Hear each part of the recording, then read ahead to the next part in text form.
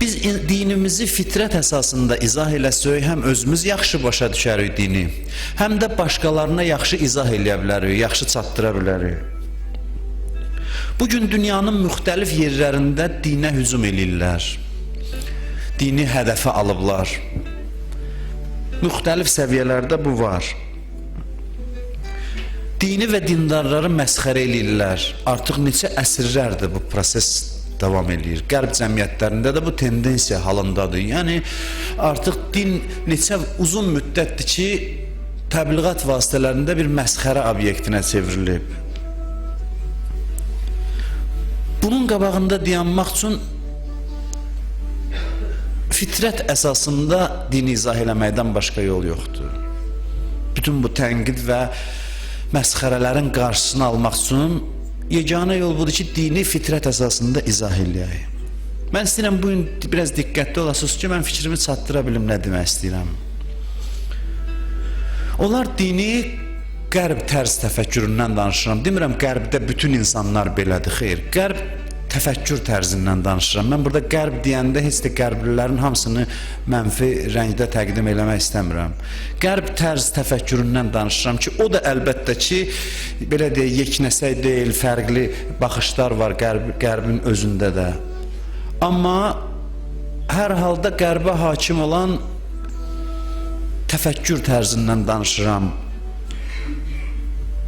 Onlar deyirlər ki, biz qərbdə azadıq, ürəyimiz nə istəyir onu eləyirik. Və dindarlara da müraciətlə təxminən belə bir söz deyirlər ki, siz də biraz rahat olun, rahat yaşayın. Yaşayışınızı yaşayın, ürəyiniz nə istəyir onu eləyin. Deyirlər axı biz də, siz də hamımız insanıq və bizim ürəyimiz istəyən şeyləri sizin də ürəyiniz istəyir. Necə biz istəyirik filan günahları eləyək və rahatıq o işləri eləyirik, siz isə özünüzə məhdudiyyətlər tətbiq eləyirsiniz. Siz də bizim kimi filan işləri görmək istəyirsiniz, amma din gəlir sizin qabağınızı alır, qoymur eləməyə. Din qoymur sizə istədiyiniz kimi yaşayasınız. Axı bu istəklər ki, bizim içimizdə var, biz onları keyflə eləyirik, sizin içinizdə də var. Sizin dininiz gəlir, maniyə yaradır, qoymur sizə o işləri eləməyə. Ürəyiniz istədiyiniz kimi yaşamağa imkan vermir. Onlar dindarlara xitabən bunu deyirlər ki, etiraf edin ki, siz özünüz deyilsiniz, siz məcbursunuz başqa cür yaşayasınız, özünüz başqa şeylər istəyirsiniz. Necə varsınız, elə deyilsiniz. Axı insan filan şeyləri eləmək istəyir. Din gəlir, imkan vermir. Məcbur eləyir ki, İnsan ürəyinin istədiyini eləməsin. Niyə özünüzü məhdudlaşdırırsınız? Niyə? Niyə özünüzə yük eləmişsiniz bu dini? Bu sözün cavabı ancaq və ancaq fitrət mövzusu ilə verilə bilər. Başqa heç cür bu sözə cavab vermək olmaz. Fitrəti başa düşməsək bu sözün cavabı yoxdur.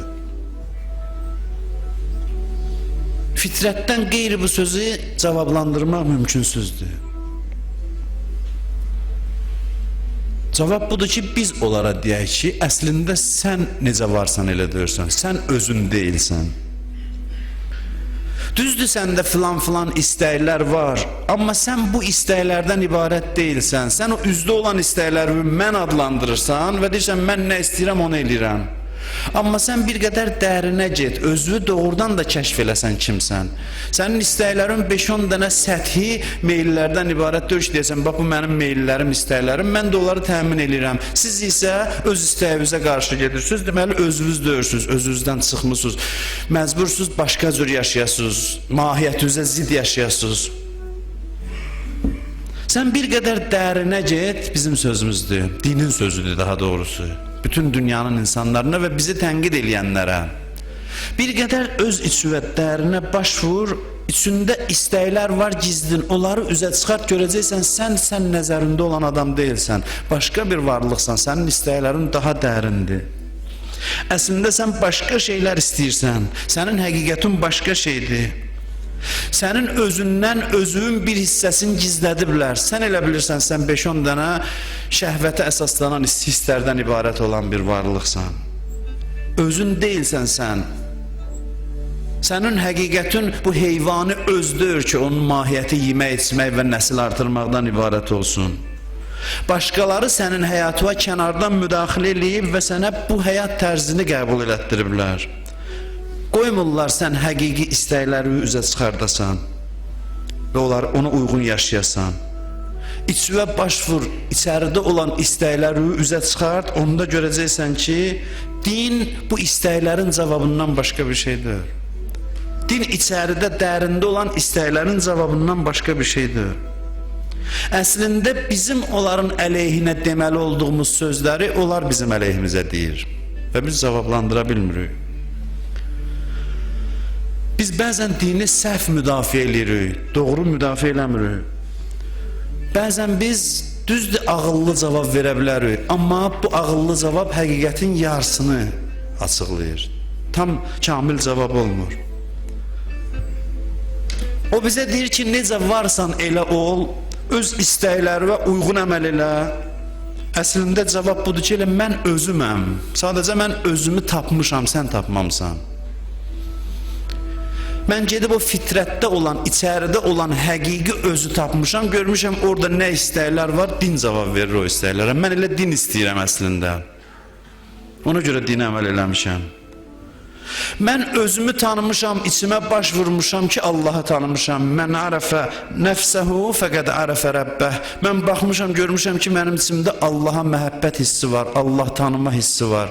İçimdə tapmışam Allahı.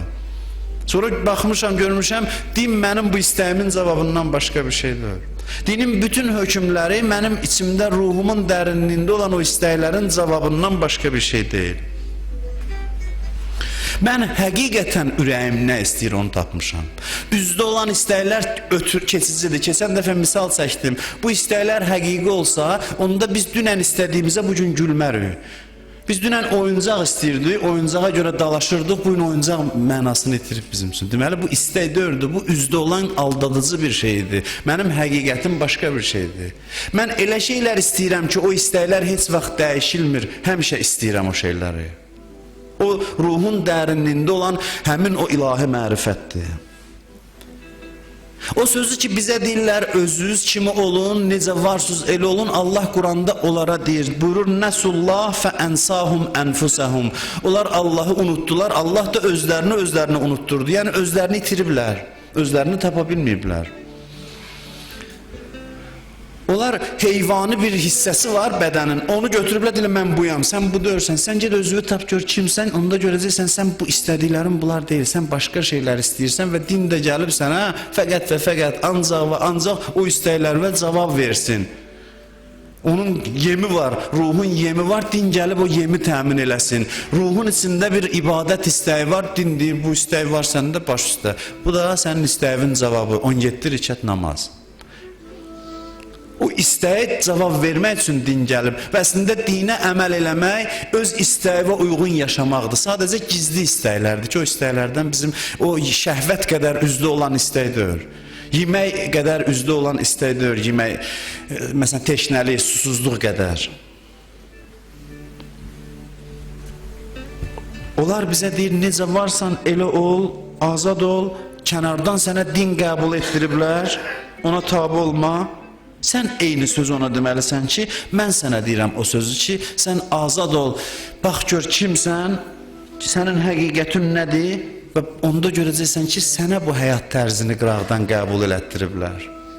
Səni oynadan var oynayırsan, sən bu deyilsən. Bu istəklərdən ibarət deyilsən, səni kənardan oynadırlar, sən öz fitrətindən xəbərsizsən. Amma biz bu cavabı vermirik. Bizi tənqid edənlərin cavabında biz bilirsiniz nə deyirik? Deyirik ki, düzdür. Məsələn, mən istəmədiklərimi eləyirəm, amma axı qiyamət var, Allahın əmri var. Allah əmr eləyib, qiyamətdə cəza verəcək, mükafat verəcək. Mən də 5-10 gün dünyada əziyyət çəkirəm, məcburam bu hökmlərə əməl eləyəm ki, qiyamətdə səadətə çatam. Məcburam ki, əməl eləyəm ki, 5-10 gün dünyada istəklərimə zid gedirəm. İndi hansımız ağıllıyıq? Düzdür, zahirən rasional cavabdır, ağıllı cavabdır. Amma bu, onların sözünün cavabı deyil. Yəni, mən doğrudan da istəyimin əksinə yaşayıram, Yəni mən bu deyiləm ki, bu işləri görürəm, mən başqa şeylər istəyirəm. Din gəlir mənim təbiətimə zidd olaraq hökmlər qəbul elətdirir mənə və deyir ki, bax bunlara əməl eləsən xoşbəxt olacaqsan. Mən də məcbur qalıram, bilirəm xoşbəxtlik budursa gərək onda belə eləyəm. Bizim cavabımız adətən dini müdafiə eləyəndə budur. Mən məcburam cəzaya görə dindar olum. Amma dində məcbur sözü yoxdur, əslində, həqiqətdə. Əslində, mən deməliyəm ki, mənim istədiyim elə bu həyat tərzidir. Çünki biz onu kəşf eləməmişik o fitrəti, ona görə biz doğrudan da məcburuq.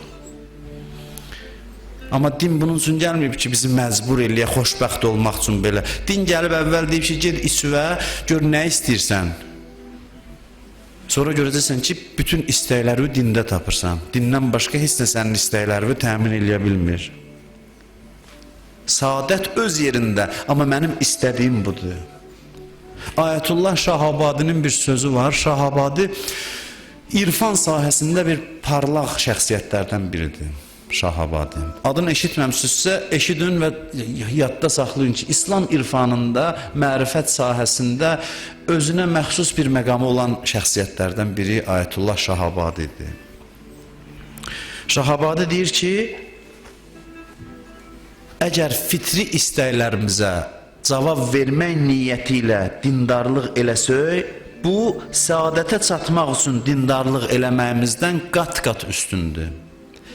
Buyurur, əgər fitri istəklərimizə cavab vermək üçün dindarlıq eləsək, bu, səadətə çatmaq üçün dindarlıq eləməyimizdən qat-qat üstündür. Sözün mənası nədir? Yəni, özünü tap, deyirən ki, mən filan şeyləri istəyirəm. Özünü tap, bilirsiniz nədir? Biz bilirsiniz necə özümüzün istəklərimizi müəyyən edirik. Deyirik, məsələn, mən ev istəyirəm. Amma bundan kifayətlənmə. Get dərinə ki, ev nə deməkdir? Gedib görürsən ki, mən rahatlıq istəyirəm əslində. Bu istəyin kökü rahatlıqdır. O rahatlıq istəyinin cavabı dindədir. Üzdə olan istəyinlə kökdə olan istəyin fərqi var. Sən bir də birinci cavabla kifayətlənmə, mən filan şey istəyirəm. Get gör ki, mən bu evi nə üçün istəyirəm, axı qaynaq nədir? Görürəm ki, mən insanın içində bir rahat tələblik hissi var. O fitrətdə Allah qoyub və bu rahat tələblik hissini Allah təmin edir dini vasitəsilə. Bütün dünyanın evlərini mənə versələr, istəyin cavabı deyil. Ona görə məcbur oluram elə öz istəyimi təmin eləmək üçün gedəm dindar olam. Çünki görürəm, dünya bunu təmin eləyə bilmir. Aydındır? Deyir, öz istəklərimin siyahısını tut, yaz, bax görəcəksən ki, dindən başqa sənin istəklərinə heç nə cavab verə bilmir. Bu çox mühüm məsələdir. Mən üzdən danışıram, vaxt yoxdur, mən hər şeyi izah eləyəm. Sizə tövsiyə edirəm, gedin, düşünün və məncə bugün dünya gündəminə gələcək mövzu bu mövzudur. Dünya gündəminə gələcək mövzu. Bugün dünyada insan mövzusu prioritet olmalıdır. İnsan kimdir? Bu suala düz cavab verilsə, onda görəcəksən ki, din elə insandan uyğundur. İnsan bilsə kimdir, dinə avtomatik yönələcək. İnsanın kimliyi bəlli olmalıdır bugün. Və bu tarixi bir şansdır. Bugün bu böhran vəziyyətində dünyada insan yavaş-yavaş özünə qayıtmaq istəyir. Və burada dindarlar gərək təqdim eləyə bilsin ki, ay insan, sən səhv bilirsən, sən filan kəs deyilsən, filan kəssən. Sənin istəklərin budur. Və bu mənada insan dindarlıq eləsə, başa düşsə ki, mənim içimdə olan istəkləri təmin eləməklə məşğulam, mən dindarlıq eləyirəm. Ondan nə qədər ibadət eləsə məğrur olmayacaq, başı gicəllənməyəcək, təkəbbür olmayacaq.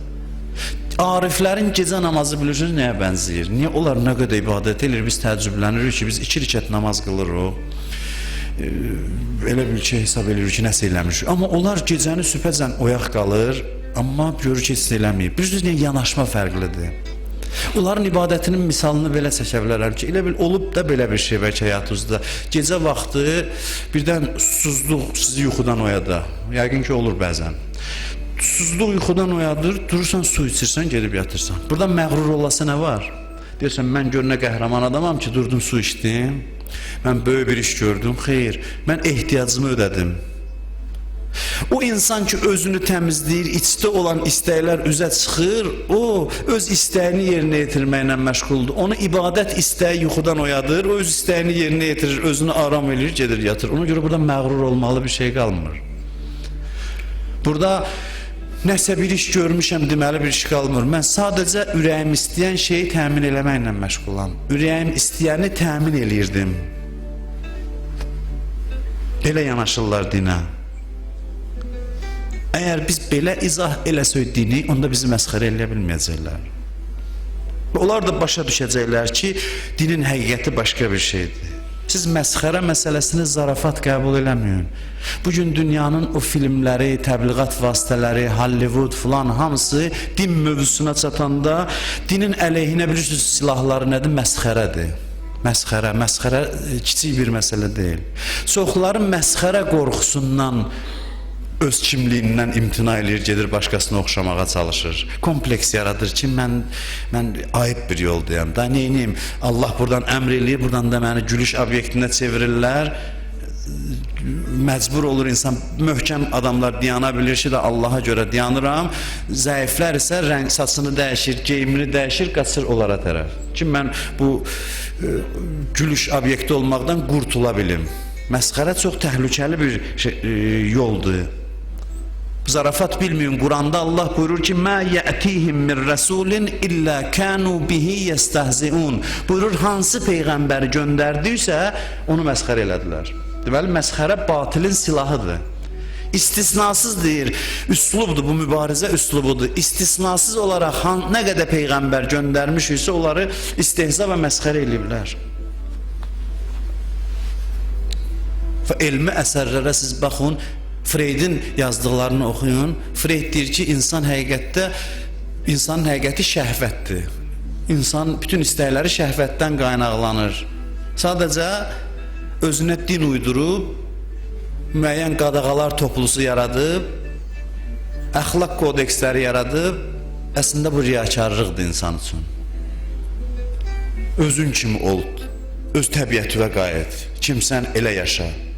Nietzsche deyir ki, insan qüdrət tələbdir, əslində insanın bütün istəkləri qüdrət tələbli əsasındadır. Din gəlib bəzi zəlillərə, öz zəlilliyinə bəraət qazandırmaq üçün və s. Bu hamısı elmi məsələlərdir ki, daxil olmaq istəmirəm. Və nəticədə dindar hansısa şəkildə yaşamağa məcbur olan riyakar bir varlıq olub. Bəlkə də doğrudan da bir çox elə belə olub. Onların da əlində əsas olub. Amma din fitrət əsasında izah olunsa, onda görərsən ki, xeyr, insanın özəyi şəhvət deyil, insanın özəyi ilahi mərifətdir və dindar əslində elə ürəyi istəyən kimi yaşayan adamdır. Sadəcə o ürək nə istəyir, onu biraz kəşf eləmək lazımdır, üzə çıxartmaq lazımdır. İmam Zaman zuhuru deyirik. İmam Zaman zuhuru o zaman baş verəcək ki, mənim tərifim belədir, yanaşmam belədir. Siz də müzakirə eləyə bilərsiniz. İmam Zaman o zaman zuhur eləyəcək ki, insan özünü tanıyacaq ki, mən nə istəyirəm. Onda görəcək ki, bunun təqdim elədiyi ilə mən istəyən imiş. Və bu zaman imam zuhur eləyəcək. Münbit şərait yaranacaq ki, insan baxacaq, görəcək, yox, mən uzun illər insan bəşər olaraq səhv elə bilmişəm ki, mən filan şeylər istəyirəm. Mən demirəm insanda cinsi təmayül yoxdur. Mən demirəm insanda yemək, içmək istəyi yoxdur. Amma mənim həqiqətim nədir?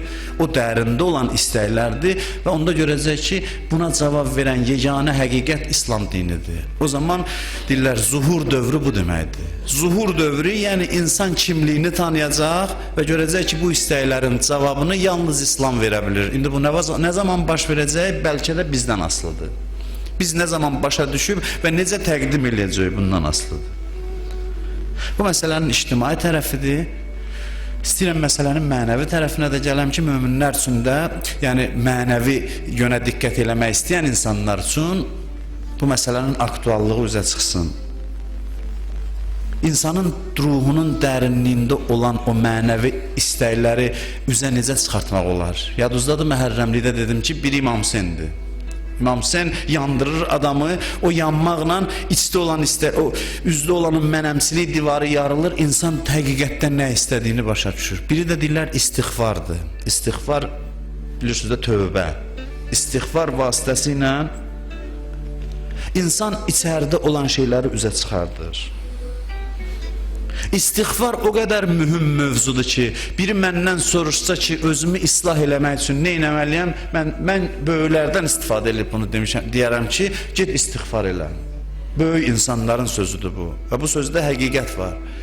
İnsan özünü islah eləməlidirsə, istiğfar eləməlidir. İstiğfar yəni tövbə eləməlidir. Təkrar istiğfar sözünü dilinə gətirməlidir və qəlbən yaşamalıdır. Keçmişdən istiğfar eləmək gələcəyin yolunu açır insanlar üçün. İnsanı təmizləyir.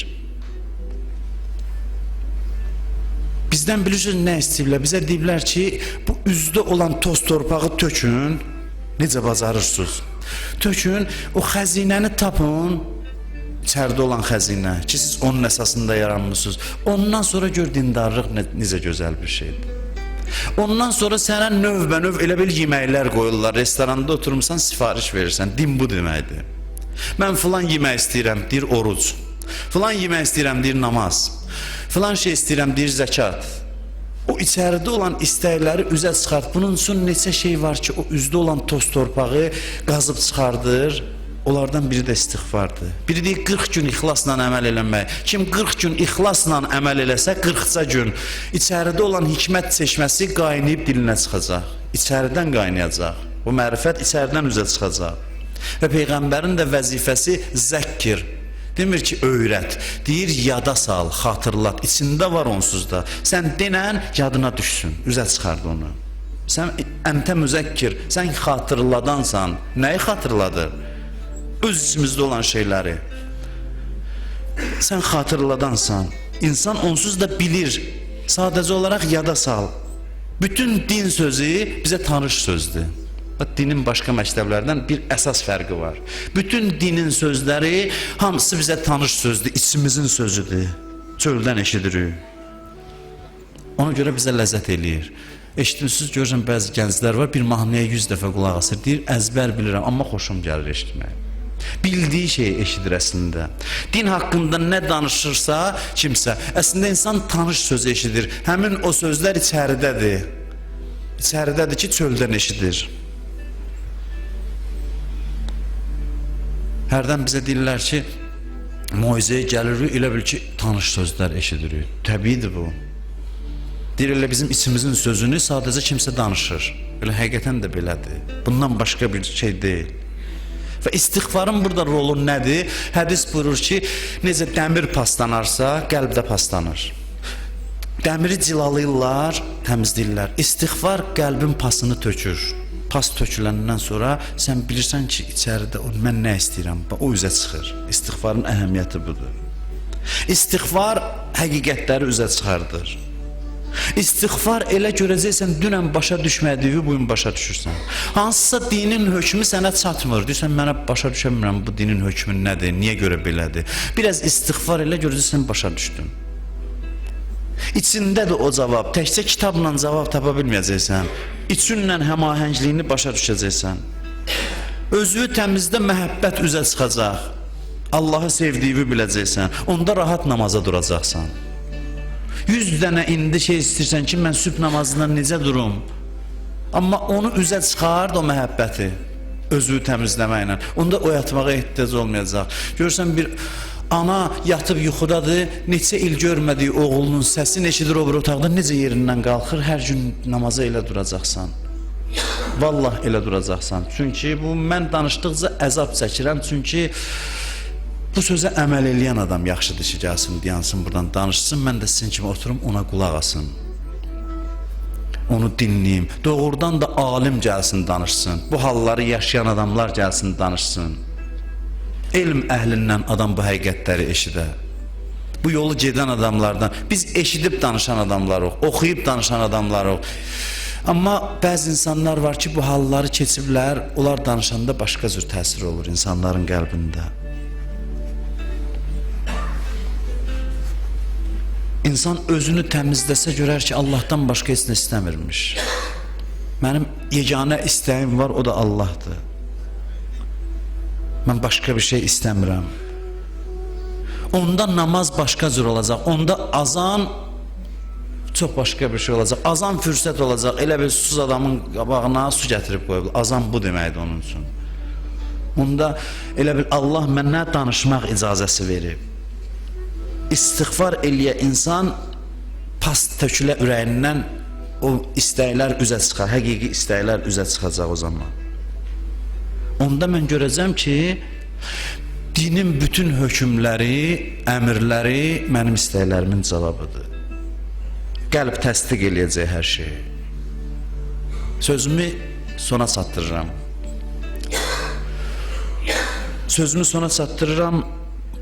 Bu kəlmə ilə istəyirəm sözümü bitirəm ki, bir insan istiğfar ola cəhənnəmə gedəcəksə günah özündədir. İmam Səccad buyurur ki, sən tövbə qapısı açdın, rəhmət qapısı açdın, adını tövbə qoydun. Bu qapıdan girməyənlərin nə üzr olacaq? Qiyamətdə nə üzr gətirəcəklər? İstiğfar ola adam Salman Farisi olmasa, Əbu Zər Qəffarı olmasa, günah insanın özündədir. İstiğfar bu fürsəti verir insana.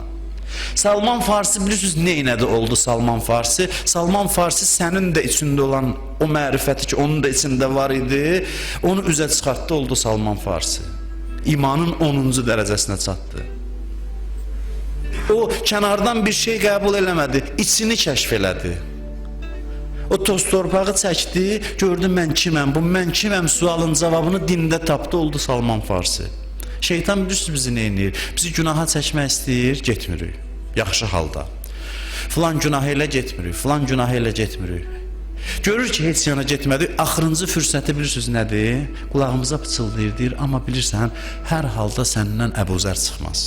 Burada deyir, bəli, mən razı. Mən razı deyəndə o gülüb keçir, gedir ki, o bədbəxt inandı mənim sözümə. Hərçənd ki, çıxardı. Qiyamətdə göstərəcəklər, hamımız deyəcək ki, bu yol nə qısa yol imiş.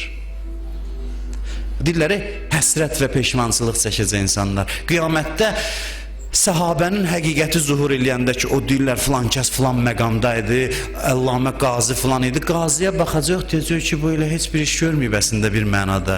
Elə mənim içimdə olan xəzinə ki, onun da içində vardı. O onu üzə çıxardı, mən çıxartmamışam. Çox rahat imiş mən də bunun kimi olum. Vallah, bax bu halı keçirdəcək. Qiyamətin ki, deyirlər peşmançılığı var. Əsas peşmançılıq budur. Peşmançılıq budur ki, hamı görəcək ki, hər şey içimdəymiş, çox yaxın imiş. Sadəcə biraz əzm lazım idi. Biraz mübarizə lazım idi. Dinin bir acı mərhələsi var. O acı mərhələni keçəndən sonra o həqiqətlər başlayır zuhur eləməyə. Kimliyim üzə çıxır. Və bir hadisə danışıb sözümü tamamlayıram. İstiğfarın əflə fərqi var. Söz gəldi, istədim ki, istiğfarın mənəvi tərəfi İşarə edeyim, istiğfarın əflə bir fərqi var. Əf budur ki, deyəcəm, məni əff elə, bağışla.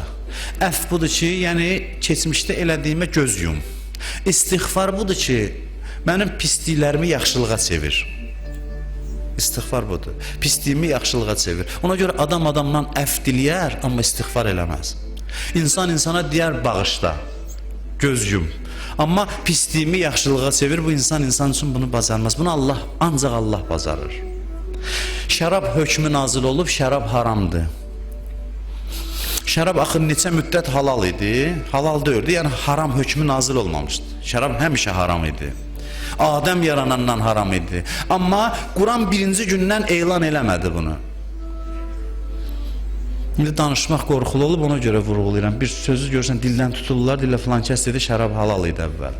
Ona görə deyirəm, adamlar var, bu bəzən belə şeylər üçün gəlir, baxır ki, görsün, məsələn, neçə dənə səhv tapdın, geçsin, danışsın ki, filan kəs filan söz dedi. Ona görə də qorxuludur indi, danışanda gərək 100 dəfə izah eləyəsən ki, su istifadə olunmasın.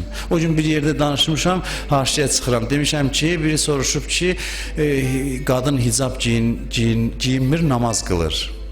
İndi bunun namazı necədir? Bir verilişdə danışmışam.